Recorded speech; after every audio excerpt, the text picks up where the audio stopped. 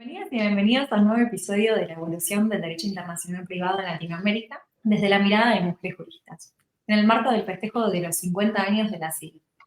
Este es un espacio donde exploramos el derecho internacional privado desde una mirada práctica, humana, estratégica y principalmente femenina. En este episodio traemos como tema central la cooperación judicial internacional, la cual ha pasado por muchas versiones, y en estos últimos años el mundo cambió drásticamente. Nuevas tecnologías, crisis globales, transformaciones sociales, todo esto empuja a los operadores jurídicos a repensar cómo y para qué se coopera. Hoy tenemos el honor de haber invitado a Valesca Reiser Borges Monschel para conocer su mirada sobre estos hitos, sobre todo el proceso de las dinámicas actuales y conocer qué ocurre en materia de cooperación en Brasil. Ella tiene un recorrido que nos invita a pensar el pasado como clave para comprender un futuro de la integración regional. Valesca es graduada en Derecho en la Universidad Federal del Espíritu Santo, es profesora titular del Departamento de Derecho y profesora del programa de maestría y doctorado en Derecho Procesal de esta universidad, donde dicta el curso de Derecho Procesal Internacional. Posee posgrado en Economía y Finanzas Internacionales, es doctora en Derecho y Relaciones Internacionales por la Universidad de Barcelona, es miembro de varias asociaciones como la SADIP, la Academia Brasileña de Derecho Internacional, del Instituto Brasileño de Derecho Procesal, de la International Academy of Comparative Law, de la Asociación Brasileña Elas no Processo y forma parte de redes internacionales y latinoamericanas del proceso civil internacional. Es coordinadora del grupo de investigación Laberinto de Codificación del Derecho Internacional, del Derecho Procesal Civil Internacional y de la Universidad Federal de Espíritu Santo. Investigadora Capillaba. Es autora de diversas obras jurídicas en el área de Derecho Internacional Privado y del Derecho Procesal Civil Internacional.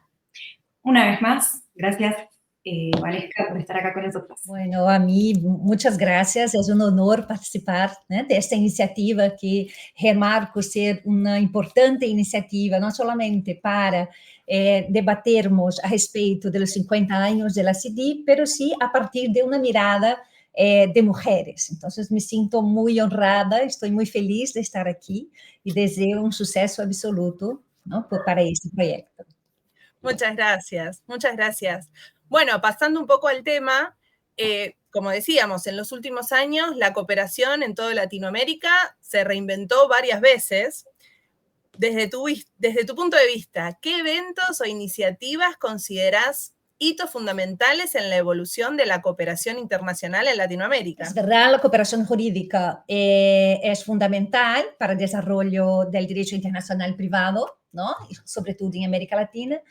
Y mirando ritos, ¿no?, yo de verdad pienso que la cooperación jurídica ha estado centrada sobre todo en los aspectos que decimos fundamentales en la perspectiva de la armonización de derecho internacional privado. O sea, entonces, desde este punto de vista, los principales hitos, en mi opinión, son desde muy temprano, o sea, los hitos que acababan envolviendo el propio movimiento emancipador de las colonias españolas que hicieron a levantar este ideal de armonización de un derecho internacional privado interamericano. Y desde este punto de vista y desde este movimiento, la cooperación jurídica ya sería un punto de atención para la concretud de regras que permitiesen estabelecermos un derecho internacional privado propio interamericano. Entonces, los principales hitos, pondría así, en mi punto de vista, inicialmente han sido, de un lado, mirando más América del Sur, el propio Tratado de Montevideo de 1888, ¿no? Entonces, que si lo miramos entre el conjunto de tratados, había un específico de derecho procesal y dentro de este, al menos 5 artículos sobre la cooperación jurídica. Luego, en esta perspectiva de la dualidad del movimiento armonizatorio, la convención, ¿no?, el código de Bustamante, ¿no? El código de Bustamante, el Código de Derecho Internacional Privado, que también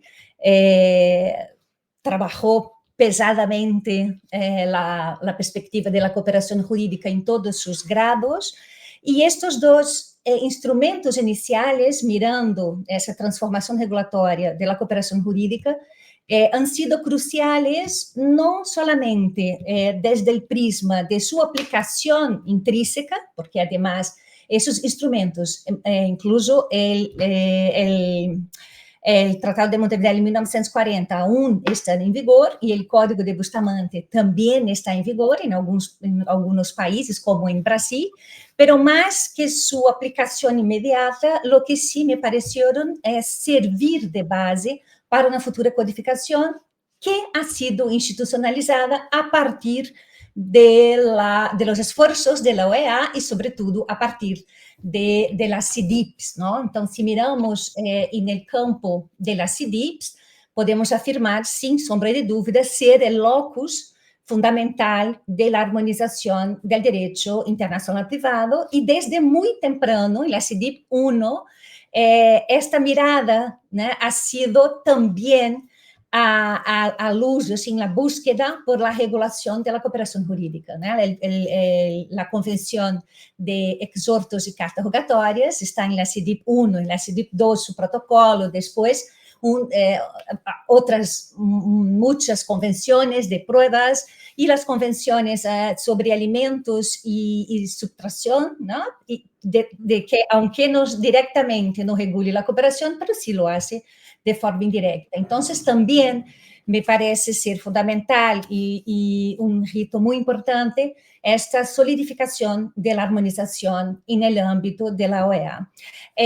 Como otro punto ya más próximo a una visión de mundo un poco más globalizada está el Mercosur, que se estabelece a partir de la redemocratización de los estados, sobre todo del sur, sobre todo de Argentina y Brasil, ¿no? Y luego Uruguay y Paraguay.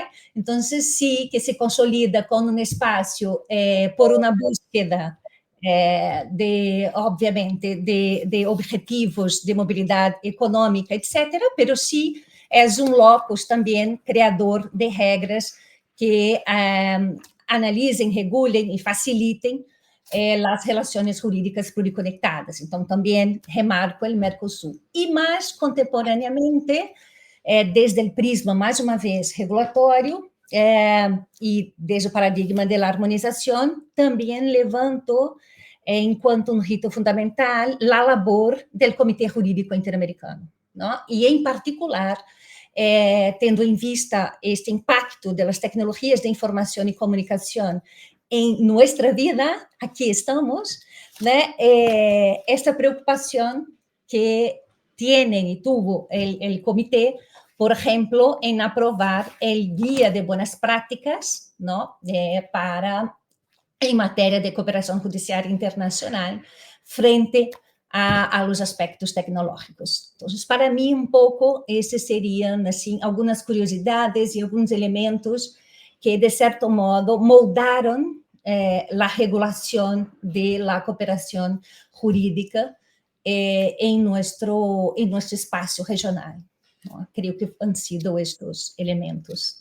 Son las características más distintivas de la cooperación internacional hoy en día, en particular en Brasil. ¿Cómo lo ves? En Brasil, la cooperación jurídica, aunque desde muy temprano ha sido un objeto de regulación nacional, creo que, mirando hoy por hoy, poderíamos apontar, e sempre desde a mirada regulatória, que aí eu entro depois na cooperação, podemos apontar dois grandes, diríamos, processos. Um processo de sistematização normativa, que se logra a partir do Código Processal brasileiro, que completa este ano, como o Código Civil, creio, de Argentina, 10 anos, ¿no? Então, também, 2015 é o brasileiro. Então, por primeira vez, conseguimos sistematizar regras de cooperação jurídica em em um instrumento codificador, e particularmente do processo, que tradicionalmente era um sistema muito hermético. Então, isto me pareceu assim um elemento de criatividade, de importância, incluso para a consolidação da cooperação jurídica, né, em Brasil. Então, depois posso falar as características que este código trajo a la cooperación. Pero antes también remarcar, quisiera la relevancia contemporánea del Consejo Nacional de Justicia, que es, de cierto modo, un órgano dentro del sistema de justicia que nace a partir de la reforma constitucional de 2004, que tiene por objeto promover políticas de gestión del sistema de justicia en Brasil, pero que ha ganado en los últimos años un cierto relieve por ser un intermediador entre algunas normativas internacionales, sobre todo de soft law, en materia de cooperación jurídica, y su introducción a partir de regulamentos de este Consejo en cuanto a instrumentos aplicables por el sistema, por los operadores, ¿no? Mas sobre todo por los sistemas de justicia nacional. Cuanto al Código brasileño, quisiera remarcar 3 características fundamentales. Primero, que no ha sido una reforma, ha sido un código nuevo, ¿no? Y este código nuevo trae algunas rupturas concretas. Una primera es justamente esta idea de se articular, ¿no?, el proceso a luz de la Constitución. Entonces, el diálogo del procesal con el constitucional. Y con esto, en la contemporaneidad, observamos la afirmación de ser la cooperación una norma constitucional implícita. Claro que desde la perspectiva interna, pero también, en mi opinión, ha llevado a que nós pudiésemos tener, ¿no?, o sobre todo el sistema judicial brasileño, una nueva visión a respecto de la cooperación. Y hay un caso que me gusta siempre apuntar cuando hablo un poco de esto, de esta idea de se criar la cooperación en cuanto un deber, ¿no?, un derecho y sobre todo un deber también por parte de las autoridades, esta comprensión, el caso de Robinho.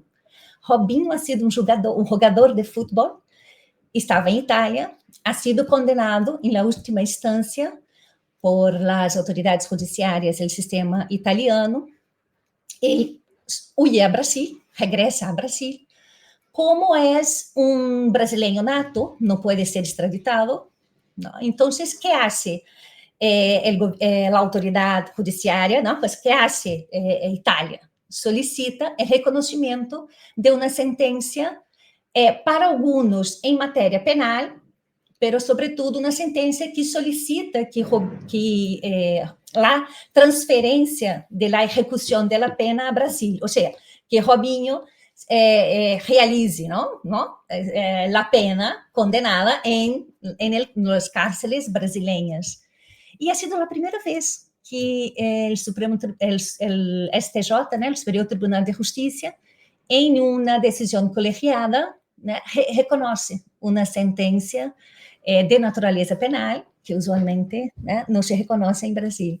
Entonces, y ese reconocimiento es justo fruto de esta nueva caracterización de la cooperación jurídica, ¿no?, de este diálogo entre el derecho procesal y el internacional privado y el derecho constitucional. Esa idea, ¿no?, de acceso a justicia y de cooperación en cuanto a un vector de acceso a justicia. Otro elemento que me parece también interesante, que también es el marco en el ámbito de la armonización y de otros estados, es la perspectiva de la internacionalización, de la aplicación prioritaria de las reglas convencionales frente a las reglas de fuente autónoma. Entonces, el Código Procesal, que como ya hablé, el proceso, el sistema procesal, sobre todo brasileño, era extremadamente hermético, por primera vez en 2 artículos, 13 y 26, 26 específicamente sobre cooperación jurídica, informa, define que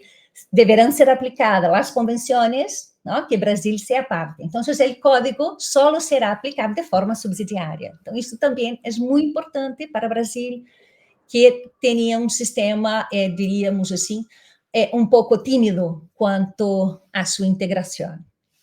E, finalmente, mirando desde o prisma específico da cooperação jurídica, apontar, né, alguns elementos que acabaram caracterizando esta regulação atual, que decimos ser eclética, porque recebe muitos aprendizados, ¿no? de los tratados y instrumentos armonizatórios, pero também trabalha com princípios próprios. Então, chamamos uma regulação eclética. Pero sí, esta regulación hizo puntapié en el sentido de reforzar la flexibilización, la informalidad, ¿no? de los medios cooperativos. Entonces, por primera vez regulamos también el auxilio directo en un sistema procesal, fortalecemos las autoridades centrales como las supergestoras de la cooperación jurídica, entre outros aspectos. Então, pouco penso que seria por aí esses elementos caracterizadores desde paradigma também da análise regulatório da cooperação jurídica em Brasil. Muy interesante. Tengo una pregunta, cuando hablabas de la internacionalización, ¿a qué crees que se debió este proceso de internacionalización de Brasil? Sí, yo creo que se debió a este nuevo paradigma constitucional brasileño, así. La propia, el amadurecimiento, ¿no? democrático del Estado brasileño, al impacto de la globalización, ¿no? que nos trae una nueva dimensión social, particularmente aquí en Brasil, ¿no? que tiene también vínculos económicos muy fuertes, ¿no? Entonces, hubo, aunque Brasil ha tenido siempre una relación económica, ¿no? Bastante activa, su sistemática aún era muy mirada a su propio ombligo, ¿no? Entonces, creo que a luz de esa transformación del propio Estado, de la perspectiva mucho más globalizada, pusimos traer esos elementos a un código procesal, ¿no? Por primera vez. Quería preguntarte con relación a esto de la flexibilidad que están adoptando, esta flexibilización y la informalidad que están adoptando allí en Brasil. ¿Eso vos crees que puede traspolarse a nivel internacional junto con el crecimiento de las autoridades centrales? Yo pienso que sí, ¿no? Yo creo que este proceso de flexibilización y espontaneidad, el principio de espontaneidad, bueno, existen por la búsqueda de una mejor celeridad procesal, o sea, de una mejor, diríamos, de un mejor servicio jurisdiccional, ¿no? O sea, sobre todo a luz de la rapidez. Isso que temos que sopesar muitas vezes, não? Um pouco a celeridade com as garantias processais. Então, creio que este é o grande paradigma quando trabalhamos a perspectiva da flexibilização. Pero não sei se há volta. A flexibilização se hablamos de digitalización, Brasil empieza antes del COVID, pero con la COVID ha sido un marco en el proceso de la flexibilización de muchos instrumentos cooperativos internos incluso. Y que también, ¿no? Pudimos observar inicialmente en el COVID, pero sí continúa hasta nuestros días actuales. Por ejemplo, tenemos decisiones reconociendo una sentencia extranjera que la parte no residente en Brasil había sido citada por WhatsApp. Es una flexibilización. Tenemos un otro elemento también vindo de la práctica, que ha sido la notificación por parte del Supremo Tribunal Federal y un inquérito muy serio aquí en Brasil llamado Inquérito de la Fake News, en el cual el dueño de una de las plataformas ha sido notificado a partir de su propia plataforma. Entonces, esto nunca había ocurrido en Brasil, ¿no? Por sermos un país de civil law, por tenermos toda una reglamentación de cooperación jurídica que hay que utilizar las cartas rogatorias. Entonces, sí que hoy miramos una flexibilización bastante expresiva de las cartas rogatorias, ¿no? En la búsqueda por un mejor ejercicio jurisdiccional. Entonces, no sé, creo que eso un poco traspasa el sistema brasileño y creo que es un desafío para todos nós regularmos los límites de esta flexibilización, ¿no? Esto me lleva a pedirte una reflexión final, teniendo en cuenta esta gran influencia de los medios tecnológicos, ahora la inteligencia artificial y todas las modificaciones que conllevan a las relaciones privadas a nivel internacional, ¿no? ¿Cómo ves el futuro de la cooperación internacional en Brasil y en Latinoamérica? Sí, bueno, es una súper cuestión, ¿no? Pero sí, mirando desde los puntos que muy bien levantaste, o sea, mirando desde este paradigma de nuestra sociedad disruptiva, de una sociedad heterogénea, ¿no? Un poco desterritorializada, la cooperación jurídica, aunque no queiramos, ¿no? Aunque esta cooperación y su regulamentación ha sido encalcada dentro de los marcos muy rígidos, regulatorios y formales, tiene que transformarse, ¿no? Si comprendemos ser la cooperación jurídica la principal gestora del acceso a justicia, y ese acceso a justicia hoy presupone estos nuevos desafíos, ¿no? Esta cooperación tiene que lidar con esos desafíos. Entonces, por eso que también me parece muy interesante, ahí repito, el guía de la OEA, porque, ¿no? Es cuando nada muy, de mucho coraje, porque, ¿no? Trata de estudiar cómo, ¿no? En qué medida se puede, buscando las garantías y la protección de los derechos humanos, también de la esfera procesal, flexibilizar. Entonces, pienso que eso es un reto nuestro, ¿no? Otro elemento que quisiera también colocar, que pienso que es un desafío para Brasil y quizá pueda ser también para todos. Aquí en Brasil, en 2023, aprobamos un protocolo de juzgamento, que llamamos, con perspectiva de género.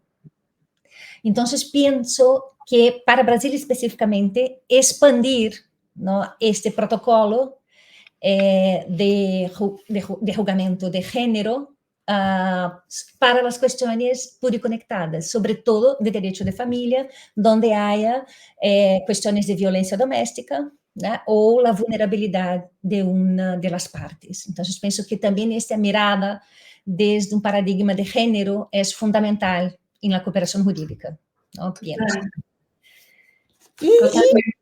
Totalmente, ¿no? Porque es transformador, hace parte de este nuevo contexto social que vivimos, ¿no? Y una otra curiosidad, que Brasil está con anteproyecto de ley de derecho internacional privado.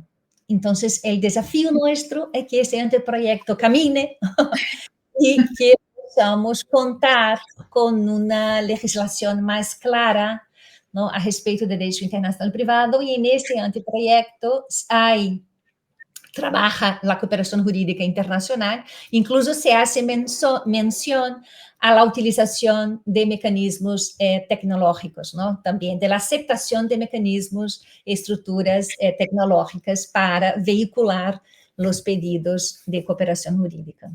Un poco esto, ¿no? Y que el derecho internacional privado pueda salir, y ahí va siendo una copia, siendo una inspiración de la profesora Horacia Mir, pueda salir de su armario epistemológico y ser un actor que contribua para una gobernanza global más humana en este mundo tan desafiador. Total. Es muy interesante esto que planteas de la gobernanza global del DIP. Yeah. Y me preguntaba, en relación a esto y a la flexibilización que hablabas, ¿cómo ves la metodología normativa para la región? ¿Crees que deberíamos continuar dentro de la tradición más bien romanista y cómo venían hasta las primeras CIDIPs, o crees que el soft law es la solución? Creo que ambas, o sea, creo que ambos los instrumentos sirven para conseguirmos lograr esta mejor adaptación de la cooperación à luz de los desafíos de la sociedad contemporánea. Pienso, sinceramente, que el soft law quizá sea un vehículo muy apropiado, en particular cuando pueda informar, ¿no? O capacitar, o al menos auxiliar los actores del sistema judicial en cómo mover o cómo decidir, ¿no? En cómo utilizar las herramientas tecnológicas que nos son hoy tan reales. Entonces, pienso que sí, pienso que podemos regular por los dos instrumentos. Lo veo mucho más difícil por el instrumento convencional, ¿no? No solo en la OEA, pero en todos los foros, los instrumentos convencionales tienen sido más difícil de ser estruturados y logrados, con excepción de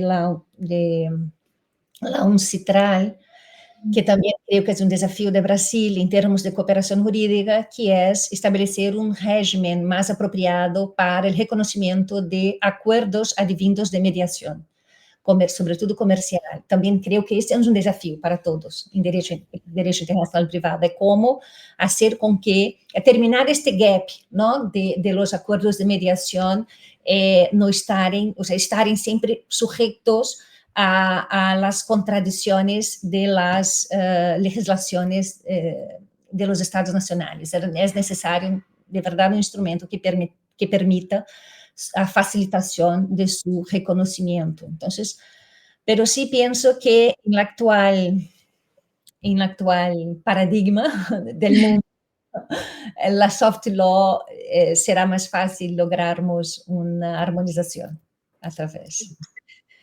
Y que me parece interesante, porque, por ejemplo, cuando hablé del Consejo Nacional de Justicia, me pareció súper interesante una resolución de 2021 en la cual este Consejo incorpora los principios de una guía para la comunicación directa entre jueces en materia de insolvencias transfronterizas. Y esta guía ha sido preparada por una organización privada de jueces especializados en insolvencias transfronterizas. Entonces, de ahí que la soft law también nos permite este enriquecimiento, ¿no?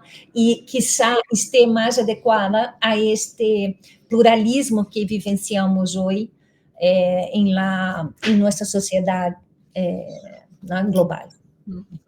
Bueno, Valesca, la verdad que ha sido un placer compartir este espacio y tu expertise.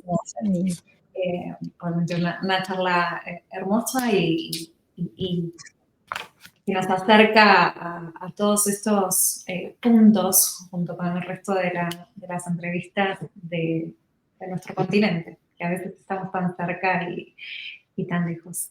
Agradecemos también a la CIDIP, a la SADIP y a la OEA por el apoyo en este ciclo de entrevistas que busca conectar saberes, experiencias y desafíos del mundo del derecho internacional privado actual. Y a todos los que están del otro lado, muchas gracias por estar y los esperamos en el próximo episodio. Pues muchas gracias, agradezco mucho, muy obrigada. Y más una vez, enhorabuena por esta iniciativa. Gracias. Gracias a vos.